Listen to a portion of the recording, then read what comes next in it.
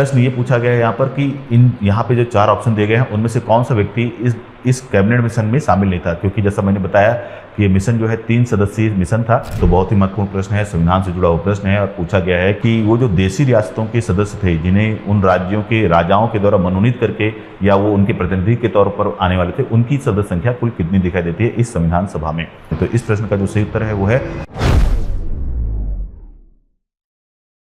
नमस्कार दोस्तों, स्वागत है आपका राजंस करियर प्राइवेट लिमिटेड के ऑफिशियल यूट्यूब चैनल पर। मैं हूं सजदर पांडे और आज यहां पर हम देखने जा रहे हैं कुछ महत्वपूर्ण सामान्य अध्ययन के प्रश्न।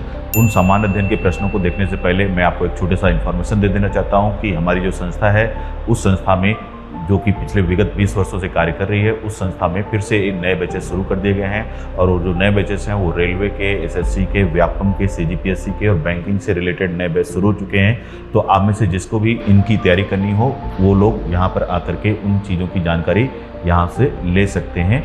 तो आइए आज शुरू करते हैं। हमने जो टॉपिक शुरू किया है वो है आपका सामान्य अध्ययन। तो सामान्य अध्ययन के प्रश्नों को देखते हैं। तो सबसे पहला प्रश्न जो आपके सामने है यहाँ पर वो है, चार मीनार का निर्माण किस वंश के शासक द्वारा करवाया गया था।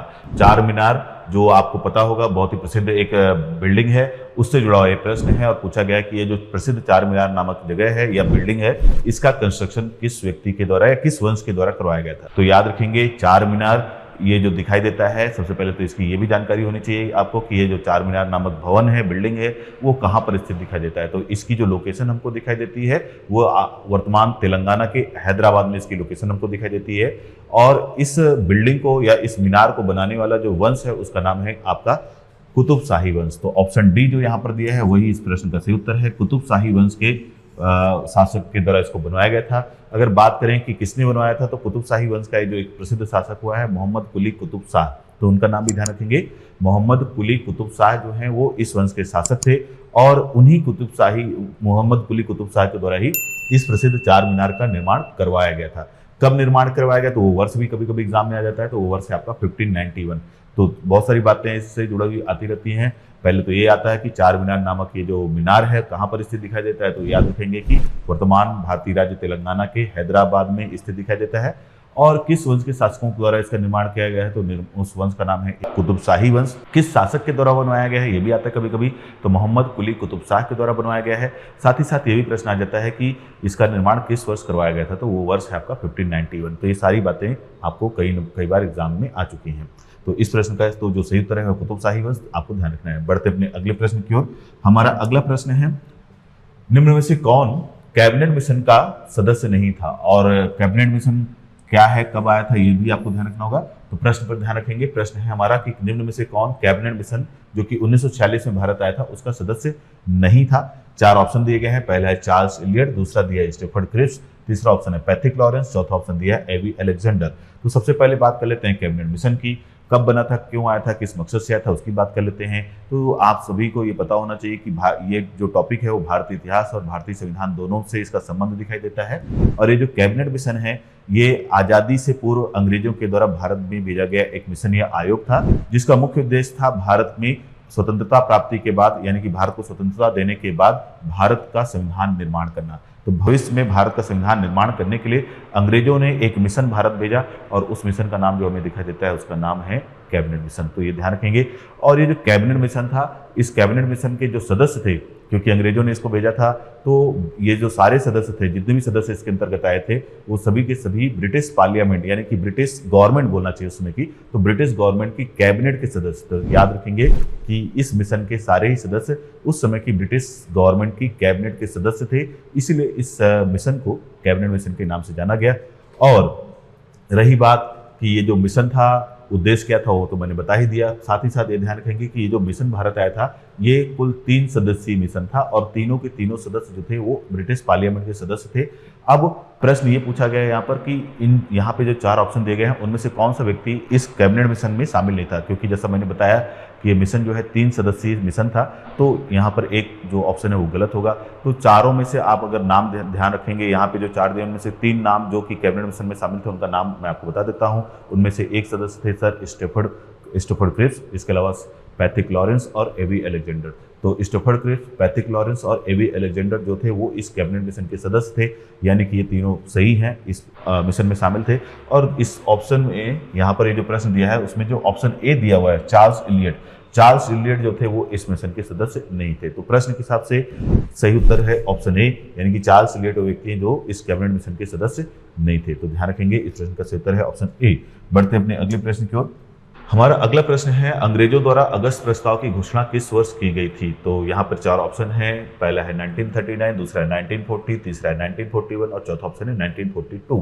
प्रश्न किसके बारे में पूछा गया है? अगस्त प्रस्ताव के बारे में पूछा गया है। और किसने प्रस्ताव प्रस्तुत किया था तो वो भी ध्यान रखेंगे, अंग्रेजों के द्वारा प्रस्तुत किया गया था। तो अगस्त प्रस्ताव, इसके बारे में थोड़ा जानकारी होनी चाहिए कि जिस समय अंग्रेज भारत में शासन कर रहे थे उस दौरान जब द्वितीय विश्व युद्ध की शुरुआत हुई तो अंग्रेजों ने भारतीयों से और खास करके कांग्रेस से द्वितीय विश्व युद्ध में समर्थन प्राप्त करने के लिए एक प्रस्ताव प्रस्तुत किया और इस प्रस्ताव का ही नाम था आपका अगस्त प्रस्ताव।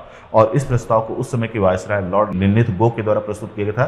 तो लिनलिथगो जो थे उस समय के वायसराय थे, उनके द्वारा ही इस प्रस्ताव को प्रस्तुत किया गया था, अगस्त प्रस्ताव को, और जिसका मुख्य उद्देश्य था द्वितीय विश्व युद्ध में भारतीयों का समर्थन प्राप्त करना या कांग्रेस का समर्थन प्राप्त करना। अब जो प्रश्न पूछा गया उस पर बात कर लेते हैं। प्रश्न पूछा गया कि ये किस वर्ष आया था, तो इसका वर्ष आपको दिखाई देता है 1940। तो ये प्रस्ताव अंग्रेजों के द्वारा 1940 में प्रस्तुत किया गया था, जिसका मुख्य उद्देश्य कांग्रेस को और भारतीयों को मनाना था। तो इस प्रश्न का सही उत्तर है ऑप्शन बी 1940। बढ़ते अपने अगले प्रश्न की ओर। हमारा अगला प्रश्न है, अंग्रेजों द्वारा वेवेल योजना को कब प्रस्तुत किया गया? तो यहाँ पर फिर से इतिहास जुड़ा हुआ ये प्रश्न है और प्रश्न में जिस योजना के बारे में चर्चा की गई है उस योजना का नाम है वेवेल योजना या वेवेल प्लान। और इस वेवेल प्लान को उस समय के एक अंग्रेज वायसराय लॉर्ड वेवेल के द्वारा प्रस्तुत किया गया था, इसीलिए उनके नाम से इसका नाम दिखाई देता है वेवेल योजना या वेवेल प्लान। और रही बात कि ये योजना क्या थी और इसका उद्देश्य क्या था, तो ये योजना वेवेल के द्वारा शिमला में प्रस्तुत की गई थी और इसका मुख्य उद्देश्य था कि जो अंग्रेजों की कार्यकारिणी परिषद थी उसमें भारतीयों को पर्याप्त सदस्यता देना, पर्याप्त वहां पर मौका देना और खास करके भारत में जो भी स्वतंत्रता संग्राम में महत्वपूर्ण ग्रुप थे उनको उसमें समानता प्रदान करना। जैसे कि कांग्रेस जो कि मुख्य रूप से हिंदुओं का नेतृत्व कर रही थी और मुस्लिम लीग जो मुख्य रूप से काफी हद तक जो है वहां पर मुसलमानों का नेतृत्व कर रही थी। तो कहीं न कहीं देखा जाए तो कांग्रेस और मुस्लिम लीग दोनों को ही वहां पर उचित प्रतिनिधित्व प्रदान करने के लिए कहां पर वायसराय की कार्यकारिणी में इसके लिए इस योजना को प्रस्तुत किया गया था ताकि भारत में एक संतुलन बना रहे। और इसी मुख्य उद्देश्य से इस योजना को लाया गया था, जिसके प्रस्तुतकर्ता थे उस समय के वायसराय लॉर्ड वेवेल। तो इस योजना को जो प्रस्तुत किया गया था वो प्रस्तुत किया गया था जून 1945 में। तो याद रखेंगे इस प्रश्न का जो सही उत्तर है वह है ऑप्शन डी, जून 1945 को इस योजना को प्रस्तुत किया गया था। कौन सी योजना? वेवेल योजना, ये आपको ध्यान में रखना है। बढ़ते अपने अगले प्रश्न की ओर। हमारा अगला प्रश्न है, संविधान सभा में देशी रियासतों से कुल कितने सदस्य थे? तो बहुत ही महत्वपूर्ण प्रश्न है, संविधान से जुड़ा हुआ प्रश्न है और पूछा गया है कि जो हमारी संविधान सभा थी, कॉन्स्टिट्यूएंट असेंबली थी, उसमें उसकी कुल सदस्य संख्या के बारे में आपको पता ही होगा कि जब अंग्रेजों ने इसकी कुल सदस्य संख्या का निर्धारण किया था तो इसकी कुल सदस्य संख्या 389 निर्धारित की गई थी।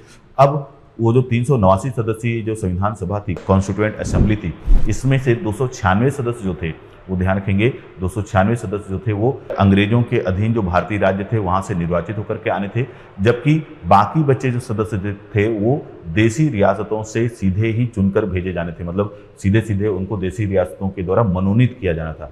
अब प्रश्न यही पूछा गया है यहाँ पर कि वो जो देशी रियासतों के सदस्य थे जिन्हें उन राज्यों के राजाओं के द्वारा मनोनीत करके या वो उनके प्रतिनिधि के तौर पर आने वाले थे, उनकी सदस्य संख्या कुल कितनी दिखाई देती है इस संविधान सभा में?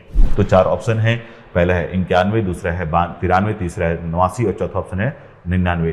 तो 91, 93, 89 और 99। तो ये बताना है आपको कि ये वो सदस्य संख्या कौन सी है जो देशी रियासतों यानी कि प्रिंसली स्टेट से संबंधित थी संविधान सभा में। तो इस प्रश्न का जो सही उत्तर है वो है 93, 93। ध्यान रखेंगे कि देशी रियासतों को जो संविधान सभा में अपने सदस्यों की भेजने की जो संख्या निर्धारित की गई थी वो थी 93। तो आप ध्यान देंगे तो 296 प्लस 93 करेंगे तो 389 सदस्य संख्या आपको दिखाई देती है। तो इस प्रश्न का जो सही उत्तर है वो है ऑप्शन बी 93। बढ़ते हैं अपने अगले प्रश्न की ओर। हमारा अगला प्रश्न है, उड़ीसा का उच्च न्यायालय कहाँ स्थित है? और ये भी संविधान से जुड़ा हुआ प्रश्न है। जैसा कि संविधान में ये वर्णित है कि सभी जो राज्य हैं भारत के या सभी राज्य और केंद्र शासित प्रदेश हैं सभी का अपना एक हाई कोर्ट होगा, यानी कि सभी राज्यों और केंद्र शासित प्रदेशों का अपना एक उच्च न्यायालय या हाई कोर्ट अवश्य होगा, ये हमारे संविधान में लिखा हुआ है। उसी से जुड़ा हुआ ये प्रश्न है कि जो उड़ीसा राज्य है उसका हाई कोर्ट कहाँ पर है। तो इससे इस तरह के प्रश्न भी आपको आते हैं कि किस राज्य का हाई कोर्ट कहाँ है, या इस कोई भी एक राज्य दे देता है और पूछ लेता है कि उसका हाई कोर्ट किस दूसरे राज्य से जुड़ा हुआ है। तो इस तरह के प्रश्न आते हैं। तो जो उड़ीसा जो है आपका, उस राज्य का जो हाई कोर्ट हमको दिखाई देता है वो है उड़ीसा के शहर कटक में। तो उड़ीसा का जो प्रसिद्ध शहर है कटक, वहाँ पर आपको दिखाई देता है उड़ीसा का हाई कोर्ट।